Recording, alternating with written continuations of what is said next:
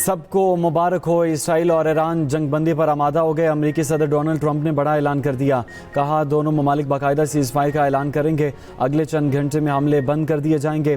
पहले ईरान जंगबंदी करेगा, 12 घंटों बाद इसराइल भी महाज से पीछे हट जाएगा। 12 रोज़ जंग का खात्मा होने जा रहा है। सबको मुबारकबाद पेश करता हूँ। ये ऐसी जंग थी जो बरसों जारी रह सकती थी। ईरान और इसराइल ने बहुत हिम्मत और हौसला दिखाया। दोनों ममालिक इस दौरान बहुत सब्र के साथ पुरअमन और पुरवकार रहेंगे। खुदा ईरान, इसराइल, मशरिक़ वस्ता और अमरीका पर अपनी रहमत नाजिल करे। नायब अमरीकी सदर ने कहा कि ईरान अब कभी एटमी बम नहीं बना सकेगा। अगर बनाएगा तो अमरीकी फ़ौज निमट लेगी।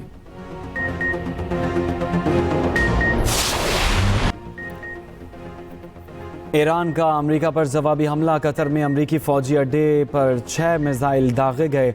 ईरान का शाम के मगरबी सूबे आसाका में अमरीकी फ़ौजी अड्डे पर हमला। अमरीकी फ़ौजी हुकाम के मुताबिक ईरान ने बैलिस्टिक मिसाइलों से हमला किया। बज़ाहिर कोई ईरानी मिसाइल कतर में अमरीकी एयरबेस को निशाना न बना सका। किसी फ़ौजी अड्डे पर नुकसान नहीं हुआ। 40 तैयारे निकाल लिए थे। अमरीकी मीडिया ने बताया कि ईरान ने कतर को अमरीकी अड्डों पर हमले की पेशगी इतला दी थी।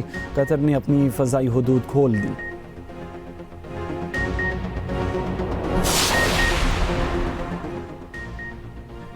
ईरान ने किसी को नुकसान नहीं पहुंचाया। ईरान के सुप्रीम लीडर आयतुल्लाह ख़ामनई का कहना है ईरान किसी भी सूरत में किसी की जारियत कबूल नहीं करेगा। समाजी राब्ते की साइट एक्स पर बयान में कहा ईरान किसी जारियत के सामने सर तस्लीम खम नहीं करेगा और यही ईरानी कौम की मंतक है। ईरानी सुप्रीम सलामती काउंसिल के मुताबिक ईरानी हमले से हमारे दोस्त, बरादर और पड़ोसी मुल्क कतर को कोई ख़तरा नहीं। ईरानी आर्मी चीफ जनरल अब्दुल रहीम मौसूसी ने कहा अमरीका जंग में बराह रास्त और वाज़ेह शरीक हो चुका। अमरीका और उसके मफादात पर हमलों के लिए ईरान के हाथ खुल चुके। कतर में सूरत हाल काबू में है। फ़रीक़ैन अमन के लिए मुज़ाकरात की मेज़ पर आएँ। तर्जुमान कतरी वज़ारत ख़ारजा कहते हैं कि तमाम ईरानी मिसाइल अल-उदैदा एयरबेस तक पहुँचने से पहले समंदर में गिरा दिए गए। ईरान के हमले हैरान कुन थे। ईरानी हमले का आलमी कवानीन के मुताबिक जवाब देने का हक़ महफूज रखते हैं। कतर पर ईरानी मिसाइल हमले में कोई जानी नुकसान नहीं हुआ। सऊदी अरब की कतर पर हमले की शदीद मज़म्मत। सऊदी वज़ारत ख़ारजा का कहना है कि कतर से मुकम्मल यकजहती का इजहार करते हैं।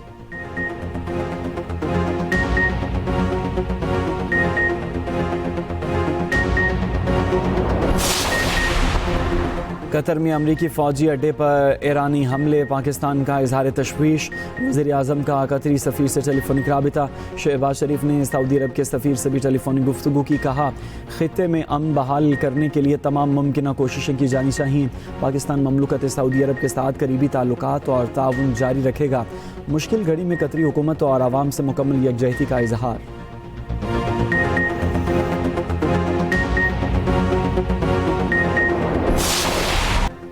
पाकिस्तान का ईरान के दिफा की भरपूर और मुकम्मल हिमायत का ऐलान। ईरानी जौहरी तनसीबात पर हमलों की भी शदीद मज़म्मत। हमले आलमी जौहरी एजेंसी की करारदादों और अक़वाम मुत्तहिदा की खिलाफ वर्जी करार। इंसानी हमदर्दी के कवानीन की पासदारी यकीनी बनाने पर जोर। UN चार्टर और सफारतकारी के ज़रिए तनाज़े का पुरअमन हल तलाश करने का मुतालबा। वज़ीर आज़म शहबाज शरीफ की ज़ेर सदारत कौमी सलामती कमेटी का इजलास। ईरान के ख़िलाफ़ इसराइली जारियत के बाद ख़ित्ते की बदलती सूरत हाल का जायज़ा। सिविल और अस्करी क़यादत की भी शिरकत।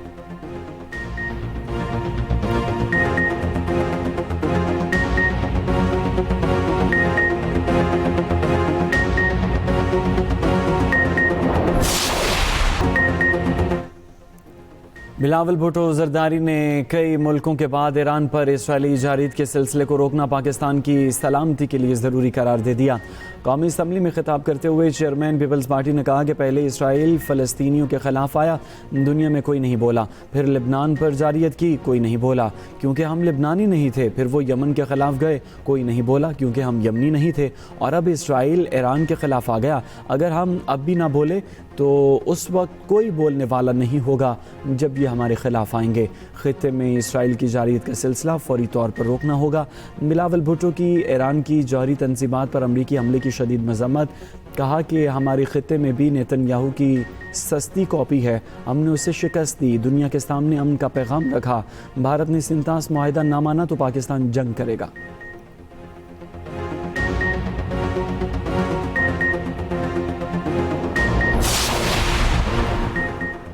ईरान का इसराइल पर बैलिस्टिक मिसाइलों से हमला। जनूबी इसराइल शहर अशदोद में बिजली तनसीबात को निशाना बनाया गया। ईरान ने खुरमाबाद में जदीद इसराइली हरमस ड्रोन मार गिराया।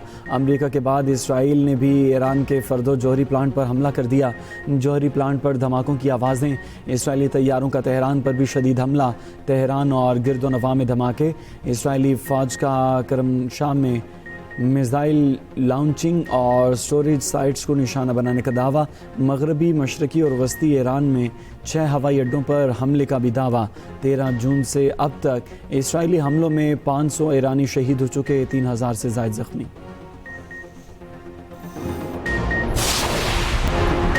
कतर में सूरत हाल काबू में है। फरीकैन अमन के लिए मुज़ाकरात की मेज़ पर आएँ। तर्जुमान कतरी वज़ारत ख़ारजा कहते हैं कि तमाम ईरानी मिसाइल अल-उदैदा एयरबेस तक पहुँचने से पहले समंदर में गिरा दिए गए। ईरान के हमले हैरानकुन थे। ईरानी हमले का आलमी क़वानीन के मुताबिक जवाब देने का हक़ महफूज रखते हैं। कतर पर ईरानी मिसाइल हमले में कोई जानी नुकसान नहीं हुआ। सऊदी अरब की कतर पर हमले की शदीद मज़म्मत। सऊदी वज़ारत ख़ारजा का कहना है कि कतर से मुकम्मल यकजहती का इजहार करते हैं।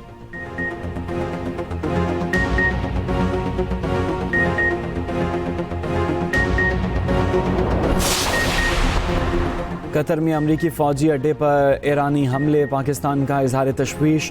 वज़ीर आज़म का कतरी सफ़ीर से टेलीफोनिक राबिता। शहबाज शरीफ ने सऊदी अरब के सफ़ीर से भी टेलीफोनिक गुफ्तगू की। कहा, ख़ित्ते में अमन बहाल करने के लिए तमाम मुमकिन कोशिशें की जानी चाहिए। पाकिस्तान ममलुकत सऊदी अरब के साथ करीबी ताल्लुकात और ताउन जारी रखेगा। मुश्किल घड़ी में कतरी हुकूमत और आवाम से मुकम्मल यकजहती का इजहार।